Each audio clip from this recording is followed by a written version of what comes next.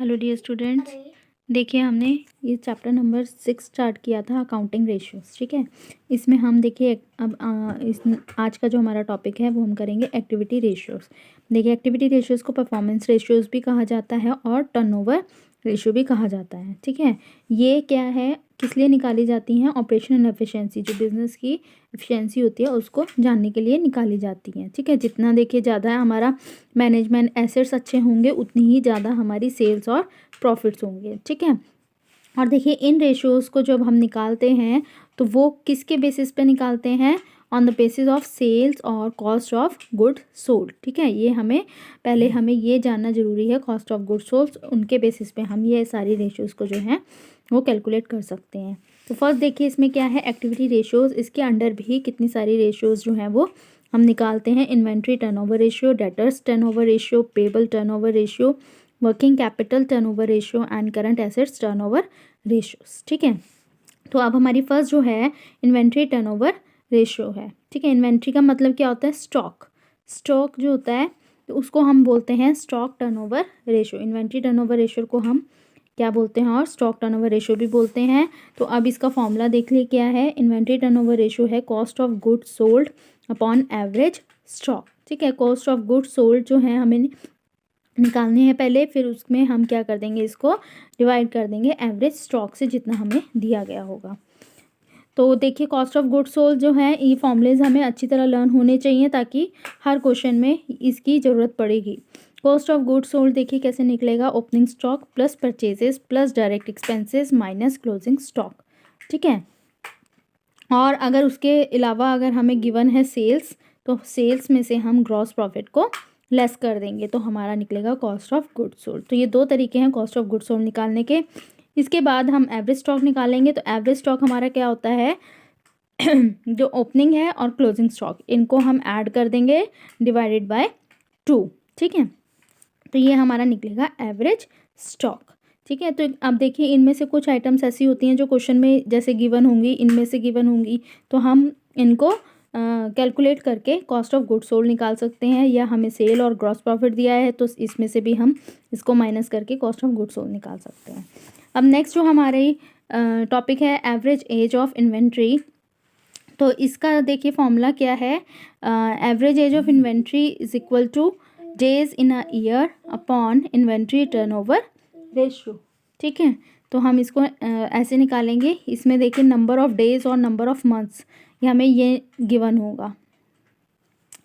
अब इसके बाद हमारा जो नेक्स्ट फॉर्मूला आता है, नेक्स्ट देखिए इसमें टॉपिक आता है हमारा डेटर्स टर्नओवर रेशियो। ठीक है, इसको हम और भी क्या कह सकते हैं, रिसीवेबल टर्नओवर रेशियोज कह सकते हैं। ठीक है, जिसमें कि देखिए ये रिलेशनशिप बताता है हमें नेट क्रेडिट सेल और एवरेज डेटर के बीच में, जो भी ईयरली हो रही है। ठीक है, तो अब इसका फॉर्मूला हम कैसे लिखेंगे, debtor turnover ratio is equal to net credit sale upon average accounts receivable. तो अब हमारी नेट क्रेडिट सेल कैसे निकलेगी, टोटल सेल में से हम कैश सेल को लेस कर देंगे तो हमारी नेट क्रेडिट सेल निकल जाएगी। ठीक है, और एवरेज अकाउंट रिसीवेबल ये कैसे निकलेगा, हमें opening debtors plus bill receivable ये गिवन होगा। ठीक है, ओपनिंग प्लस क्लोजिंग हम इसको प्लस करेंगे, एवरेज निकालना है ना तो हम ओपनिंग और क्लोजिंग ऐड करेंगे।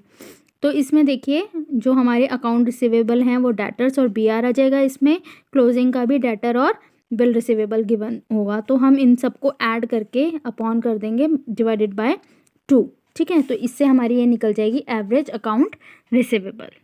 नेक्स्ट देखिए इसमें टॉपिक है creditors turnover ratio. Creditors turnover ratio को और भी कहा जाता है पेबल टर्नओवर रेशियो। ठीक है, देखिए ध्यान रखिएगा, डेटर्स को कहा जाता है रिसीवेबल एंड क्रेडिटर्स को कहा जाता है पेबल टर्नओवर रेशियो। ठीक है, ये हमें क्रेडिट परचेजेस और एवरेज क्रेडिटर्स के बीच में जो रिलेशनशिप है वो बताती है।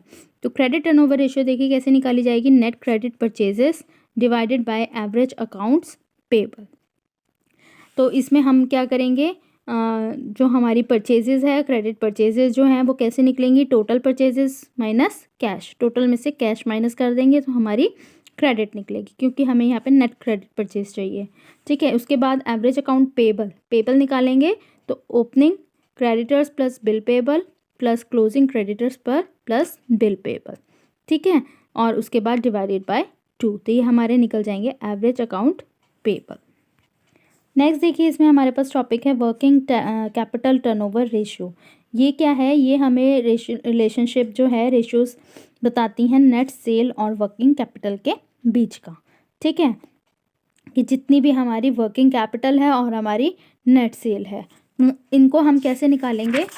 ये हमारा फॉर्मूला है इसका, working capital turnover ratio is equal to net sale upon working capital. Net sale हमारी कैसे निकलेगी? Gross sale minus sale return.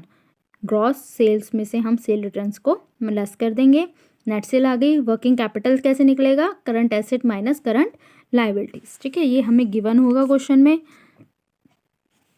इसका एक देखिए इलस्ट्रेशन देख लीजिए क्या है। वर्किंग कैपिटल टर्नओवर रेशियो निकालनी है, करंट एसेट गिवन है, टोटल सेल गिवन है, करंट लायबिलिटीज गिवन है एंड सेल रिटर्न गिवन है। ठीक है, तो हम पहले नेट सेल निकालेंगे। तो नेट सेल कैसे निकलेगी? टोटल सेल में से हम सेल रिटर्न लेस कर देंगे, हमारा आया 30 लाख।